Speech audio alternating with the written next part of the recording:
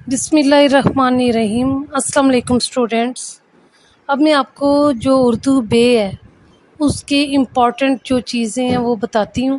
سب سے پہلے مکالمے کے جو پرانے 5 سال کے پیپرز میں بار بار کوسچنز آئے ہوئے ہیں وہ میں آپ کو لکھوا دیتی ہوں۔ سب سے پہلے آپ لکھیں ایک گاہک اور دکاندار کے درمیان مکالمہ۔ ایک گاہک اور دکاندار کے درمیان جو مکالمہ ہے وہ سبزی فروش اور دکاندار کا بھی ہو سکتا ہے، پھل فروش اور دکاندار کا بھی ہو سکتا ہے، یعنی وہ اس طریقے سے بھی دے دیتے ہیں، تو اس کو آپ مد نظر رکھتے ہوئے خود بھی بنا سکتی ہیں۔ لازمی نہیں کہ مکالمہ آپ نے جو بک سے یاد کیا ہو وہی آپ لکھیں، آپ خود سے بھی بنا سکتی ہیں، اور زیادہ تر سبزی فروش اور پھل فروش کے آ چکے ہوئے ہیں مکالمے۔ پھر 2 دوستوں کے درمیان دہشت گردی کے موضوع پر مکالمہ۔ اس کے علاوہ ہے 2 دوستوں کے درمیان لوڈ شیڈنگ کے بارے میں مکالمہ، یعنی جو کرنٹ ایشوز ہوتے ہیں ان پہ بھی وہ دے سکتے ہیں۔ 2 تعلیم یافتہ نوجوانوں کے درمیان بے روزگاری پر مکالمہ۔ 2 طالبات کے درمیان فیشن کے موضوع پر مکالمہ۔ ڈاکٹر اور مریض کے درمیان مکالمہ۔ 2 دوستوں کے درمیان موبائل فون کے استعمال پر مکالمہ، اور موبائل فون کے علاوہ وہ نیٹ بھی کہہ سکتے ہیں کہ نیٹ کے فوائد اور نقصانات، اس طریقے سے تھوڑا تبدیل بھی کر سکتے ہیں۔ اور 2 دوستوں کے درمیان سگریٹ نوشی کے موضوع پر مکالمہ، اور وہ منشیات بھی کر سکتے ہیں، سگریٹ نوشی کی بجائے تھوڑا تبدیل بھی کر سکتے ہیں۔ مین مکالمے یہی ہیں جو کہ بار بار پرانے ایگزامس میں آ چکے ہیں، لیکن اس کے باوجود آپ باقی بھی مکالموں پہ آپ ان کو بھی سرسری سا ضرور دیکھ لیجئے گا۔ اب ہم آتے ہیں روداد نویسی کی طرف، کہ جو امپورٹنٹ روداد نویسی ہیں وہ کون کون سی ہیں۔ یوم اقبال کی روداد نویسی، یعنی اقبال ڈے کے موقع پر جو آپ کی تقریب ہوئی ہے اس کا سارا احوال کس طریقے سے بیان کیا جائے گا۔ جلسہ تقسیم انعامات کی روداد، سیلاب کا آنکھوں دیکھا حال، ایک محفل مشاعرہ کی روداد۔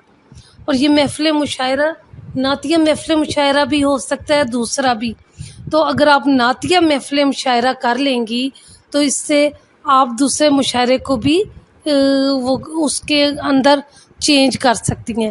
اگر نعتیہ مشاعرہ آپ نے یاد کیا ہوا ہے تو کہتے ہیں ایک مشاعرے کی آپ روداد لکھیں، تو آپ نعتیہ مشاعرے ہی کی روداد لکھ دیں گی تو وہ آپ کی روداد ٹھیک کنسیڈر ہوگی، کیونکہ انہوں تو کہا ہے کہ مشاعرے کی لکھیں، تو چاہے نعتیہ ہو دوسرا ہو، تو اگر وہ اسپیشل کہتے ہیں نعتیہ مشاعرہ ہونا چاہیے تو وہ پھر آپ کو آلریڈی آتا ہوگا، تو اس لیے آپ نعتیہ مشاعرہ بے شک تیار کر لیں۔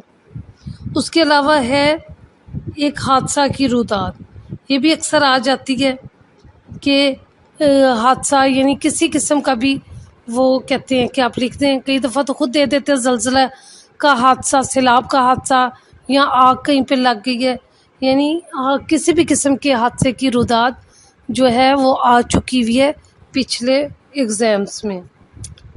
اب اس کے بعد آپ کا ایک کویسچن ہے درخواست نویسی کا، تو کون کون سی یعنی اپلیکیشنز جو ہیں وہ امپورٹنٹ ہیں وہ ساری میں آپ کو لکھوا دیتی ہوں۔ پہلے نمبر پہ آپ لکھ لیں ڈسٹرکٹ ہیلتھ آفیسر کے نام ڈینگی مچھر کے سدے باب کے لیے، تو ڈینگی کی بجائے وہ وائرس کا بھی نام لے سکتے ہیں، کرونا وائرس یا ملیریا بخار بھی، تو وہ ایک ہی ہوگی، بس تھوڑی بہت عقل مندی سے اگر آپ رد و بدل کر دیں تو اس میں زیادہ تبدیلی نہیں پائی جاتی۔ نمبر 2 پہ ہے پرنسپل کے نام کریکٹر سرٹیفکیٹ کے لیے، پھر پرنسپل کے نام معافی جرمانہ کے لیے، چیئرمین بلدیہ کے نام محلے کی صفائی کے لیے، پرنسپل کے نام فیس معافی کے لیے، پھر پرنسپل صاحب کے نام دوبارہ داخلے کے لیے درخواست، پرنسپل کے نام تاریخی مقام پر جانے کی اجازت کے لیے درخواست۔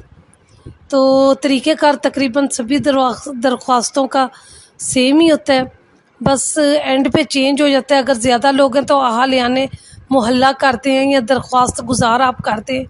شروع میں بھی اگر کوئی چیئرمین بلدیہ لکھنا ہے تو باخدمت جناب پرنسپل کو ہٹا کے آپ محترم چیئرمین بلدیہ یا جو بھی انہوں نے ٹاپک دیا اس کے مطابق تبدیلی کر سکتے ہیں. باقی چیزیں اسی طرح ہے. سیکنڈ نمبر پہ عنوان اور اینڈ پہ بھی اسی طرح تاریخ آئے گی اور سارا کچھ آئے گا. تو یہ آپ کے سارے امپورٹنٹ نوٹس ہیں جو کہ پرانے ایگزامز میں بار بار آ چکے ہیں. ان کو آپ اچھے طریقے سے یاد کر لیں، لیکن پھر بھی سارا اس پہ ڈپینڈ نہ کریں. باقی بھی درخواستیں یا رودات جو ہیں ان کو بھی آپ سمجھ کے جائیے گا کہ میں بھی وہ اگر چینج کرتے بھی ہیں تو آپ کو کسی قسم کا مسئلہ نہ ہو. تو آپ لوگوں نے بہت اچھے طریقے سے تیاری کرنی ہے.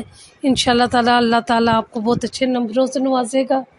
اور ساتھ یہ ہے کہ اس ویڈیو کو بھی آپ نے زیادہ سے زیادہ شیئر کرنا ہے، سبسکرائب کرنا ہے اور لائک اور بیل آئیکن پہ کلک کرنا ہے.